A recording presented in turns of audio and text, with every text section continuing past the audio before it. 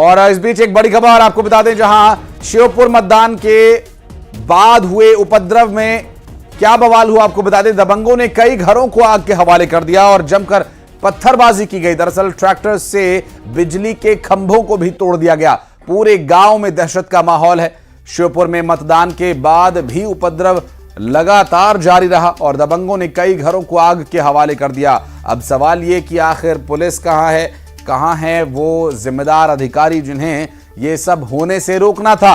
पत्थरबाजी, ट्रैक्टर से बिजली के खंभों को तोड़ा जाना, पूरे गांव में दहशत फैलाना, ये सब कुछ मतदान के बाद भी जारी रहा। उपद्रवी बवाल करते रहे। दबंगों ने कई घरों को आग के हवाले कर दिया। जमकर पत्थरबाजी की गई, ट्रैक्टर से खंभों को तोड़ दिया गया, पूरे गांव में दहशत फैला दी गई और इतना सब कुछ होता रहा और पुलिस प्रशासन यहां नजर नहीं आया। वासु चौरे हमारे सहयोगी इस वक्त जुड़ गए, हमारे साथ बात करेंगे उनसे।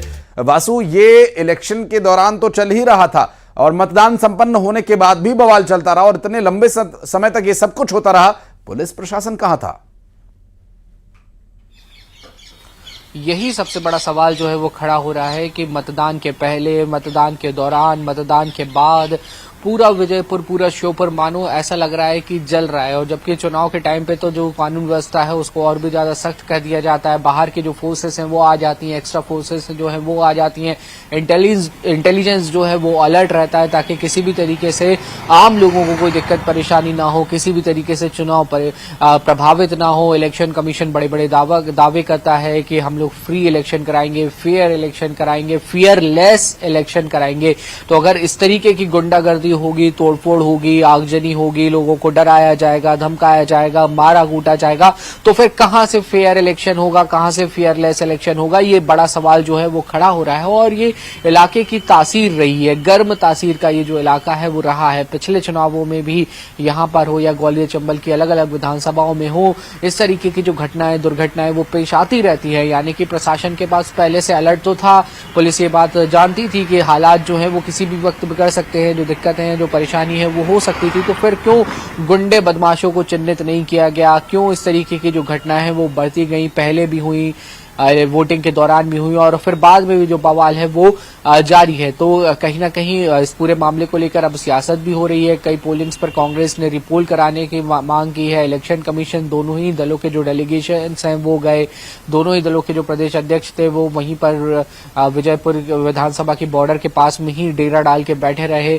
लेकिन इस सब के बावजूद आप देखिए जो स्थितियां हैं वो बद से बदतर होती हुई कहीं ना कहीं नजर आई हैं। बहरहाल देखना होगा कि जो इस गांव में उपद्रव मचा है, जिन लोगों के साथ गलत हुआ है, उनको कब तक पुलिस न्याय दिलवा पाती है और स्थितियों को कंट्रोल करने के लिए अब प्रशासन के इस स्तर पर क्या कुछ कदम जो है वो उठाए जाते हैं। जी वासु, अब नजर बनाए रखेगा, आगे डिटेल्स लेने के लिए फिर लौटेंगे और हालात आगे क्या रहते हैं इस पर भी लेंगे जानकारी आपसे। बहुत बहुत शुक्रिया फिलहाल आपका इस पूरे मामले पर जानकारी देने के लिए।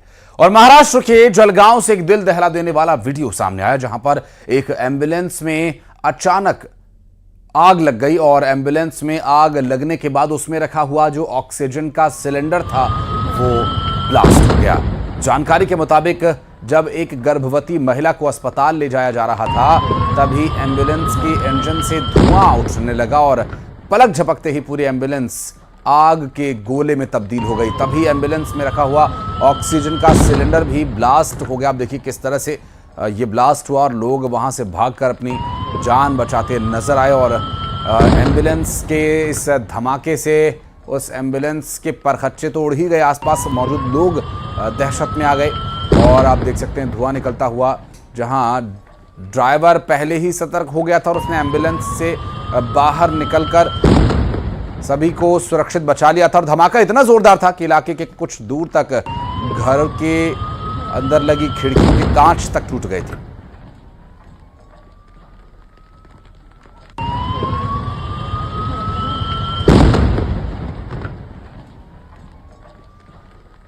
और आपको बता दें कि जलगांव महाराष्ट्र से ये तस्वीरें सामने आई और इस धमाके की आवाज़, इसकी इंटेंसिटी आप अगर महसूस कर पाएं तो आप अंदाज़ा लगा सकते हैं कि क्या हालात यहाँ पर उस वक्त बने होंगे जब धमाका हुआ। तो देखिए वहाँ मौजूद लोग जो वीडियो बना रहे थे और वो भागते जान बचाते नजर आए।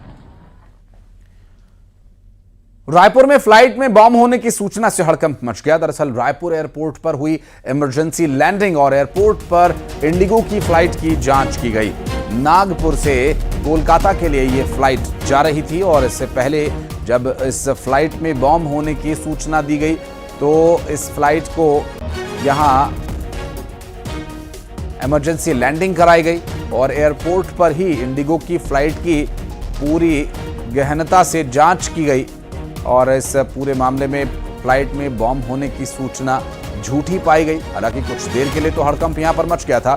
रायपुर एयरपोर्ट पर हुई थी इमरजेंसी लैंडिंग और एयरपोर्ट पर इंडिगो की फ्लाइट की जांच की गई। नागपुर से कोलकाता जा रही थी ये फ्लाइट, जहां एयरपोर्ट पर इंडिगो की फ्लाइट की जांच हुई और जांच के बाद ये अफवाह, ये खबर झूठी पाई गई, जिसमें बॉम्ब होने की सूचना की बात सामने आई थी। रायपुर से पूरा मामला सामने आया। इंडिगो की फ्लाइट जिसकी इमरजेंसी लैंडिंग करानी पड़ी, जो कोलकाता के लिए उड़ान भर चुकी थी फ्लाइट, और इस फ्लाइट में बॉम्ब होने की सूचना के बाद इसकी इमरजेंसी लैंडिंग कराई गई रायपुर में, क्योंकि नागपुर से ये फ्लाइट आ रही थी और कोलकाता जाना था इसे। युगल हमारे सहयोगी जुड़ गए, हमारे साथ बात करेंगे उनसे। युगल, एयरपोर्ट पर उस वक्त अफरा तफरी का सा माहौल भी रहा होगा, लेकिन ये बॉम्ब होने की सूचना कहां से आई, कौन इसके पीछे है और क्या कुछ हुआ उस दौरान? जी देखिए, लगातार इस तरह से बम होने की अफवाह है वो सामने आ रही है और नागपुर से कोलकाता जो फ्लाइट जा रही थी इंडिगो की, उस पे बम होने की बात है। इसकी सूचना मिली थी। उसके बाद आनन फानन में रायपुर में इसकी लैंडिंग है कराई गई। तो साफ तौर पर कहा जा सकता है उन यात्रियों के लिए दहशत भरा पल होता है जब कोई आपको सूचना दे कि इसमें बम है और कभी भी ब्लास्ट हो सकता है। तो ऐसे में जो सांसें हैं वो अटकी रहती है। कई ऐसे मामले लगातार आ रहे हैं कि बम में फ्लाइट होने की सूचना है, बम होने की फ्लाइट में बम होने की सूचना है, वो लगातार इस तरह से जो आते हैं। तो ऐसे में आनन फानन में जो आसपास के जो एयरपोर्ट होता है वहां पर इसकी लैंडिंग है, सुरक्षित लैंडिंग है, वो कराई जाती है। इसके लिए बाकायदा सुरक्षा बल, बम निरोधी दस्ता भी तैनात किया जाता है। और अब जब जांच होती है तो ऐसे मामले में बिल्कुल किसी तरह के जो बम है ये नहीं मिल पाता। इससे पहले भी इस तरह के मामले हैं जो प्रकाश में आ चुके हैं और कई आरोपियों की गिरफ्तारी हो चुकी है। तो फिलहाल इस तरह की जो धमकियां हैं वो लगातार मिलती रही है और इस तरह से जो अफवाह हैं वो फैलती रही हैं। फिलहाल अभी किसने इसकी जो अफवाह फैलाई है, किसने इसकी सूचना दी है, यह आधिकारिक तौर पर अभी ऐलान नहीं हुआ है। लेकिन इस तरह के जब फ्लाइट में बम होने की अफवाह जब दी जाती है तो अफरा तफरी का माहौल है वो बन जाता है। जी आशीष। युगल, जब ये फ्लाइट रायपुर में लैंड हुई, इमरजेंसी लैंडिंग इसकी कराई गई, तो एहतियाती कदम वहां क्या उठाए गए थे और क्या फिर जांच पड़ताल के बाद इस फ्लाइट को गो अहेड किया गया? कितना समय इन सब पूरी जांच पड़ताल में खराब हुआ और क्या कुछ उसके बाद एक्शन लिया गया? जी देखिए आशीष, बम होने की सूचना अपने आप में एक दहशत पैदा कर देता है और सबसे पहले सुरक्षा एहतियातन जो फायर ब्रिगेड है वो वहां पर बुलाया जाता है। इसके अलावा बम निरोधी दस्ता है उसे उसकी सूचना है वो दी जाती है और साथ ही साथ एम्बुलेंस वगैरह तमाम जो फर्स्ट एड जो प्राथमिक चिकित्सा है जो उपलब्ध कराने की चिकित्सा वहां पर है वो वहां पर की जाती है। तो कुल मिलाकर ये कहा जा सकता है कि तमाम संसाधनों के ताकत है वो वहां पर झोंकनी पड़ती है। अब फिलहाल जैसे लैंडिंग होती है उसके बाद उसकी जांच की जाती है और उसके बाद जो गंतव्य है उसकी ओर उसे रवाना किया जाता है। तो ये कहा जा सकता है कि इस तरह के अफवाह बिल्कुल लोगों के जान अटक जाती है और हालांकि देर सवेर जब जांच होती है तो ऐसे अफवाह फैलाने वालों पर जो सख्ती से कार्रवाई की जाती है उनकी गिरफ्तारियां तक भी होती है। जी बहुत शुक्रिया आपका इस खबर पर जानकारी देने के लिए। युगल, आप रहिएगा हमारे साथ, कुछ और खबरों पर आगे डिटेल्स आपसे लेंगे। और बढ़ते हैं आगे। कांकेर में डामर प्लांट में भीषण आग लगने का एक मामला सामने आया और आग लगने के कारण अभी तक स्पष्ट नहीं हो सके हैं। फायर ब्रिगेड की टीम ने आग पर काबू पाया और चारामा थाना क्षेत्र के कानापोड डामर प्लांट में यह हादसा हुआ। आपको बता दें कि डामर प्लांट में भीषण आग लगने की घटना सामने और दो तस्वीरें देखिए इस वक्त हम आपको दिखा रहे हैं। अब इस पूरे मामले की जांच भी की जा रही है कि आखिर आग लगी तो कैसे, आग लगने का कारण अभी तक स्पष्ट नहीं हो पाया है। फायर ब्रिगेड की टीम ने आग पर काबू पाया। चारामा थाना क्षेत्र के कानापोड डामर प्लांट में यह हादसा हुआ था जब वहां आग लगी और उसके बाद आग बुझाने के प्रयास किए गए उसकी आग लगने के दौरान और उसके प्रयासों के दौरान, दोनों ही ये तस्वीरें इस वक्त आपकी स्क्रीन पर आप देख सकते हैं। कांकेर से ये पूरा घटनाक्रम सामने आया। फायर ब्रिगेड ने आग पर काबू पा लिया है और आग लगी कैसे इस डामर प्लांट में, ये अभी तक स्पष्ट नहीं हो पाया है और आग लगने का कारण जानने के लिए जांच की आवश्यकता है और जांच कब तक शुरू होगी और कब तक संपन्न होगी, ये अभी फिलहाल कुछ भी कहना इस पर जल्दबाजी हो सकता है। और फायर ब्रिगेड ने आग पर फिलहाल काबू पा लिया है।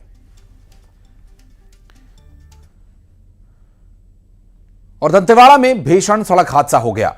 ओवरटेक करने के चक्कर में एक एम्बुलेंस खड़े ट्रक से टकरा गई और हादसे में 2 लोगों की मौके पर ही मौत हो गई। ड्राइवर गंभीर रूप से घायल हो गया। हादसे के बाद एम्बुलेंस के परखच्चे उड़ गए और एम्बुलेंस किरंदुल से डिमरापाल जा रही थी। कोडेनार थाना क्षेत्र में यह हादसा हुआ। दिनेश गुप्ता हमारे सहयोगी इस वक्त हमारे साथ जुड़ गए। दिनेश, कब मिली जानकारी इस दुर्घटना की और क्या कारण पता चल पाया इसका? जी हाँ, मैं आपको बता दूं कि आज सुबह तड़के ही एक एम्बुलेंस गीदम और जगदलपुर मार्ग के बीच, जो गीदम दंतेवाड़ा जिला के गीदम से 20 किलोमीटर पहले पड़ता है जगदलपुर मार्ग, वहां पर एक खड़ी ट्रक थी जिसमें यह एम्बुलेंस जाके बड़ी रफ्तार से टकरा गई। मैं आपको बता दूं कि बताया जा रहा है कि जो सामने से कोई एक बस आ रही थी और उस बस जा रही थी, उस बस को ओवरटेक करने के चक्कर में यह अचानक से गाड़ी सामने दिखी और जबरदस्त टकराव, जिसमें सामने 3 लोग बैठे थे, एक चालक के साथ 2 लोगों की मौके पर मौत हो गई और जो चालक है वह गंभीर रूप से घायल बताया जा रहा है। ये जो मामला प्रकाश में सुबह तड़के ही आया और यह कोडेनार थाना क्षेत्र का मामला बताया जा रहा है और ये एम्बुलेंस जो है किरंदुल से डिमरापाल के लिए निकली थी सुबह। जी बहुत शुक्रिया दिनेश आपका इस पूरे मामले पर जानकारी देने के लिए। और छत्तीसगढ़ में आज से समर्थन मूल्य पर धान खरीदी शुरू होगी और इस साल राज्य सरकार 25,75,804 किसानों से धान खरीदी करेगी। पिछले साल की तुलना में किसानों की संख्या में जहां लगभग 1 लाख की बढ़ोतरी हुई है, धान खरीदी का 31 जनवरी 2025 तक प्रावधान है और प्रदेश के सभी धान खरीदी केंद्रों में इलेक्ट्रॉनिक तराजू होना आवश्यक है। इलेक्ट्रॉनिक उपकरण यहां पर इस्तेमाल किए जाने के निर्देश भी दिए गए हैं और इस साल किसानों को 3,100 रुपए यानी 3,100 रुपए प्रति क्विंटल की दर से समर्थन मूल्य पर धान खरीदी की जाएगी। धान खरीदी के साथ ही धान का उठाव भी किया जाएगा। 31 मार्च तक धान का उठाव किया जाना अनिवार्य है। और बात करेंगे हमारे सहयोगी युगल तिवारी से। युगल, धान खरीदी का इंतजार रहता है किसानों को जब उनकी फसल कटकर तैयार हो जाती है। कितना किसान तैयार हैं और प्रशासन कितना तैयार है, क्या डिटेल्स मिल पा रही है? बस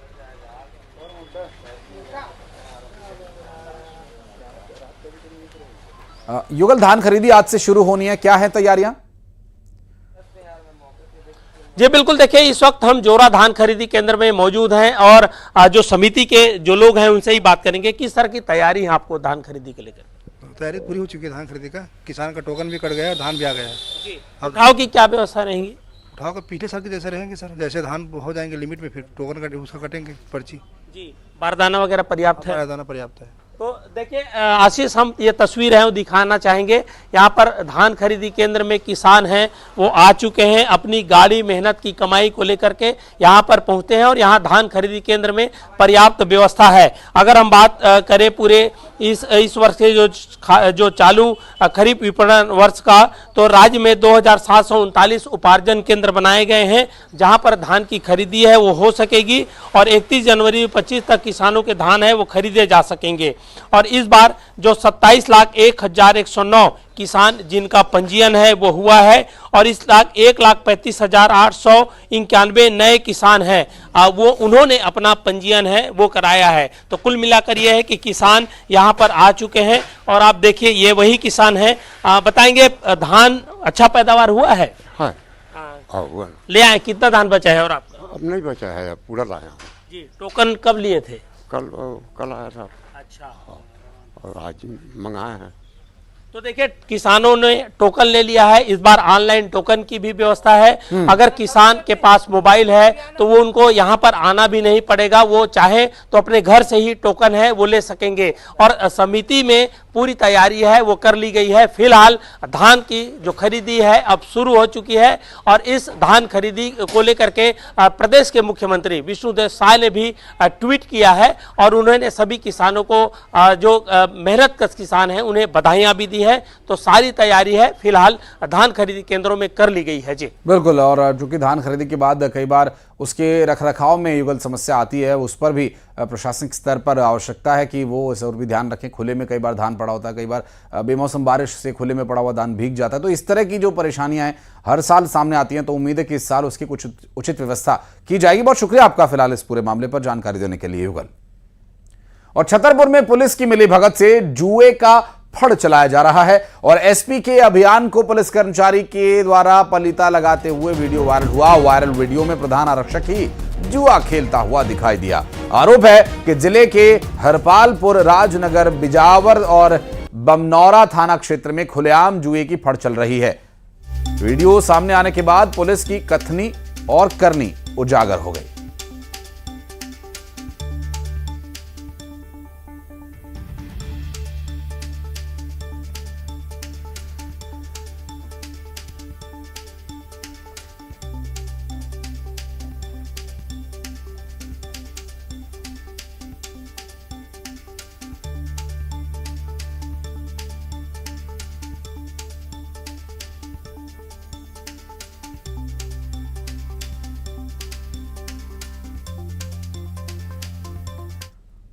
और प्रयागराज में छात्रों का विरोध प्रदर्शन लगातार और बढ़ता जा रहा है और फिलहाल इसके शांत होने के भी आसार नजर नहीं आ रहे।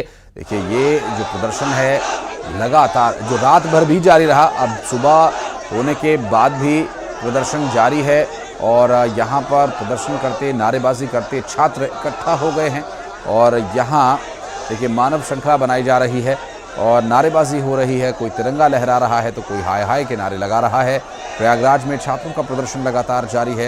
ये प्रदर्शन अब एक बड़ी चिंता, एक बड़ी समस्या यहाँ पर प्रशासन के लिए बनता जा रहा है और इस समस्या से निपटने के लिए प्रशासनिक स्तर पर क्या कार्रवाई की जाती है ये भी देखने का विषय होगा। प्रयागराज में लगातार जारी इस प्रदर्शन की तस्वीरें आपको हम दिखा रहे हैं और इस पूरे हालात से निपटने के लिए प्रशासनिक स्तर पर लगातार कार्रवाई की जा रही है और इस पूरे मामले में बीच की कोई कड़ी ऐसी जिससे कि प्रशासन और छात्रों के बीच बात बन जाए, ऐसी अभी तक सामने नहीं आई। हालांकि मौके पर स्थानीय अधिकारी जरूर पहुंचे थे और उनका ये कहना है कि छात्र बहुत अच्छे हैं और छात्र बहुत ही संवेदनशील तरीके से अपनी बात रख रहे हैं, लेकिन बातचीत करने के लिए उन्हें आगे आना होगा और जब तक वे बातचीत के लिए आगे नहीं आ जाते तो बात आखिर कैसे बनेगी।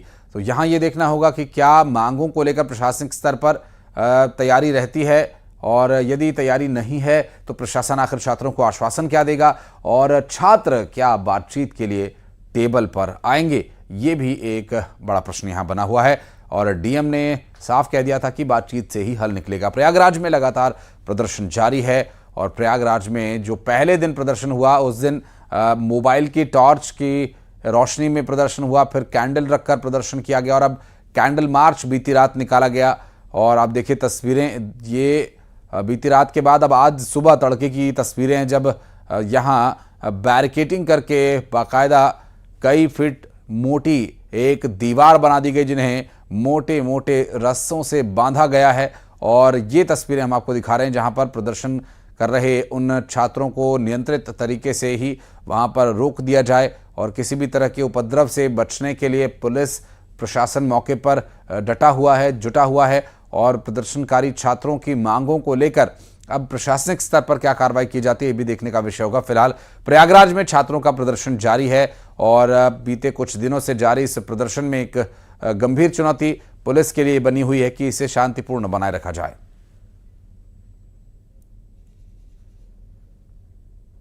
और बढ़ते आगे, बैतूल में कार ड्राइवर की लापरवाही का मामला सामने आया जहां पर मासूम पर कार चढ़ा दी। बाल बाल उस मासूम की जान बची और सीसीटीवी कैमरे में हादसे की तस्वीरें कैद हो गईं। कार ड्राइवर के खिलाफ केस दर्ज किया गया।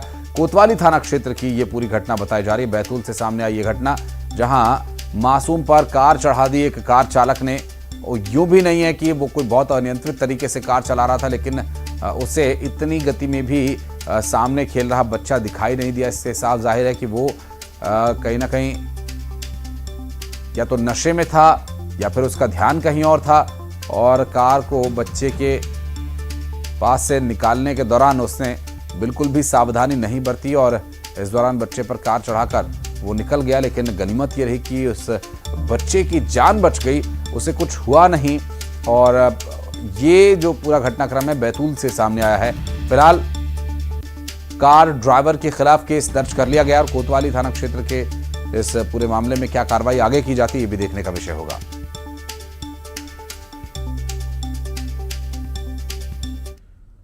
बलौदाबाजार में दो लोगों के बीच मारपीट हुई और इस मारपीट का एक वीडियो सामने आया। दरअसल लवन नगर पंचायत में दो लोगों के बीच मारपीट हो गई और एक युवक ने दूसरे पर ताबड़तोड़ हमला कर दिया। लवन थाने की पुलिस ने आरोपी को गिरफ्तार कर लिया है।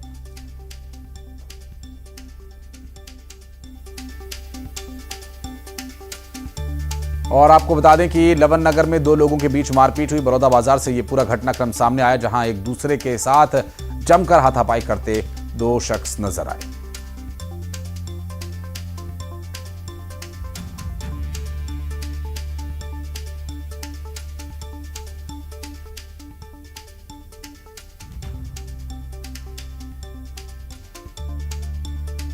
और आपको बता दें कि पुलिस ने आरोपी को फिलहाल गिरफ्तार कर लिया और कार्रवाई की जा रही है। फिलहाल देखना यह होगा कि ये इस तरह के बवाल और बीच बाजार होने वाली ये हाथापाई आखिर कैसे रुकेगी।